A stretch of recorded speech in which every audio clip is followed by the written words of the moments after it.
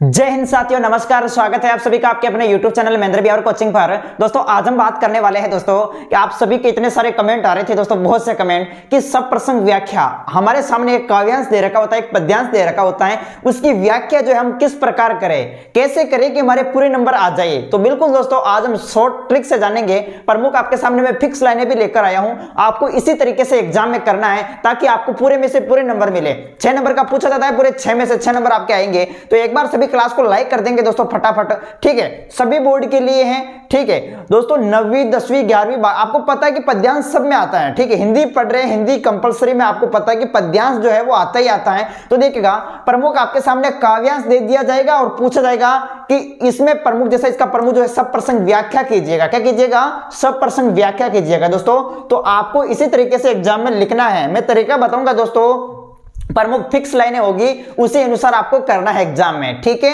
आगे बात समझ में, एक बार आप लाइक कर दो। चलो तो हम स्टार्ट करते हैं, देखिएगा। और कक्षा 12 के अंदर जो पढ़ रहे हैं तो मैंने आपको पता है कि 30 रुपए में एक सीरीज मिलेगी। अभी आपके बोर्ड एग्जाम आ चुके हैं नजदीक, तो 30 रुपए में सीरीज मिलेगी। व्हाट्सएप पर आप चाहिए तो आपको मैसेज कर देना मुझे, ठीक है। उस सीरीज को अच्छे से पढ़ना है, ठीक है। बोर्ड परीक्षा की दृष्टि से बहुत ही महत्वपूर्ण सीरीज है, उसको आपको अच्छे से याद कर लेना। पूरे में से पूरे नंबर आपके आएंगे, चाहिए तो व्हाट्सएप पर मैसेज कर देना। चलो तो दोस्तों देखिएगा, हम बात कर लेते हैं। तो आपके सामने देखिएगा मैंने एक तरीके से आपको समझाने के लिए लिया है एक पद्यांश, ठीक है। आप 9वीं वाले भी देख सकते हैं, 10वीं वाले भी देख सकते हैं, 11वीं 12वीं देख सकते हैं, ठीक है। चलो तो देखो, ये मैंने समझाने के लिए क्लास 12th का यहाँ पर एक काव्यांश लिया है, एक पद्यांश लिया है। इसमें आप देखेंगे तो इसको पढ़ो पहले आप अच्छे से कि मैं जग जीवन का भार लिए फिरता हूं, फिर भी जीवन में प्यार लिए फिरता हूं, कर दिया किसी ने झंकृत जिनको छूकर, मैं सांसों के उतार लिए फिरता हूं। देखिएगा आपके सामने जरूरी नहीं कि ये मैं तो ये सिर्फ समझाने के लिए मैंने आपके सामने काव्यांश लिया है, ठीक है। तो ये है आपके सामने, इसी प्रकार से आपको पूछा जाएगा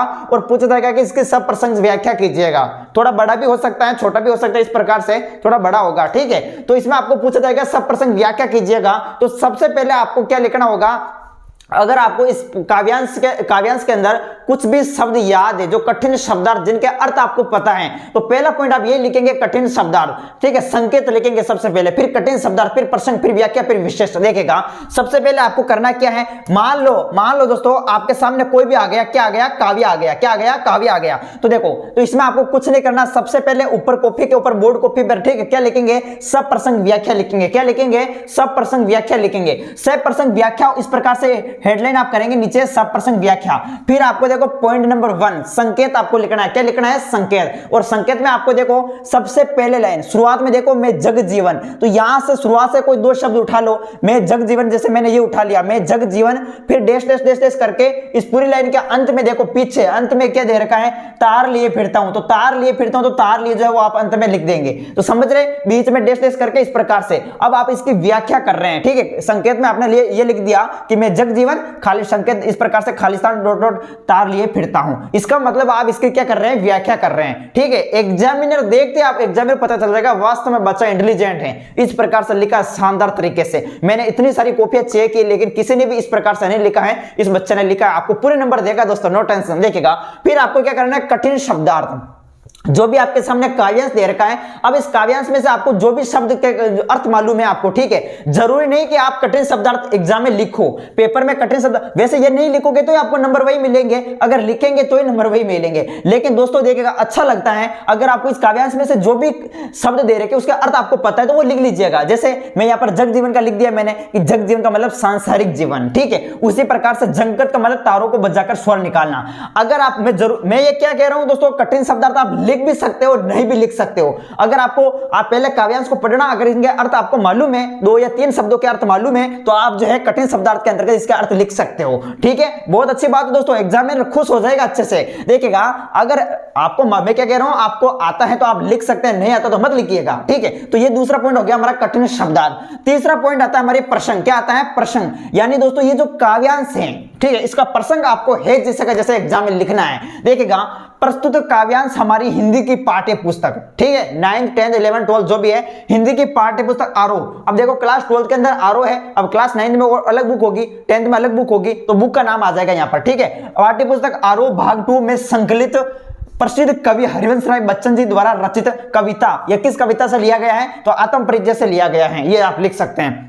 अब आप कहेंगे कि हमें तो इन कवि का नाम मालूम नहीं है, पता नहीं कहां से ली गई है, मुझे पता नहीं। तो ये भी तरीका देखिएगा, अगर प्रसंग आपको अच्छे से याद करना है, ये देखो अगर कवि का नाम पता नहीं है, कौन सी रचना है, कहां किस कविता से लिया गया ये नहीं पता है, तो भी आप लिख सकते हैं। देखो प्रसंग में लिखेंगे प्रस्तुत काव्यांश हमारी हिंदी की पाठ्य पुस्तक आरोह, हिंदी की पाठ्य आरोह तो सबको पता है, बुक का नाम तो सबको पता है, आरोह के भाग 2 में संकलित है। ठीक है, तो ये आपको लिखना है। अगर कवि का नाम नहीं पता तो भी ये आपको लिखना है दोस्तों। कवि का नाम पता तो लिख सकते हैं, नहीं पता तो नहीं लिखिएगा। ठीक है, तो ये लिखना है प्रस्तुत काव्यांश हमारी हिंदी की पाठ्यपुस्तक आरोह भाग 2 में संकलित हैं, बस ये कर दो।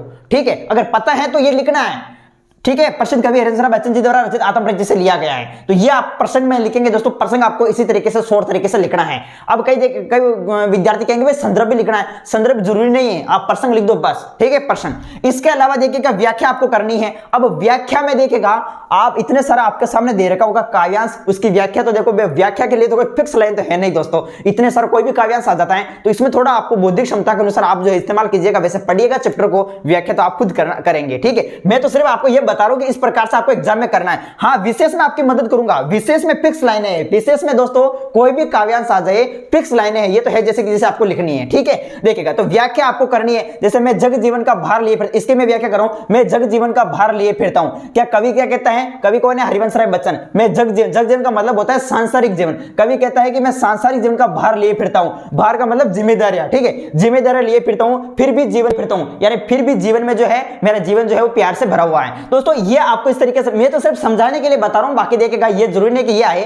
ठीक है, 9th 10th 11th सब देख सकते हैं, आपके सामने आए काव्यांश। तो पहले आप, अगर आपने पूरी साल के अंदर आपने पढ़ा तो होगा दोस्तों, चैप्टर को पढ़ा होगा, उस चैप्टर से जो भी आपको याद है वो इसमें आपको चैप्टर पढ़ेंगे तो वैसे काव्यांश में आपको पता चल जाएगा, उसी अनुसार आपको लिखना है। ठीक है, तो व्याख्या के लिए ये आपको करना है। व्याख्या आपको 5 या 6 लाइनों के अंतर्गत लिखना है दोस्तों, जो इस प्रकार दे रखी है। ठीक है, उसी प्रकार विशेष में ये 4 पॉइंट आपके सामने दे रखे हैं, ये तो आपको याद करना है अच्छे से, ये याद कर लीजिएगा, ये तो फिक्स है।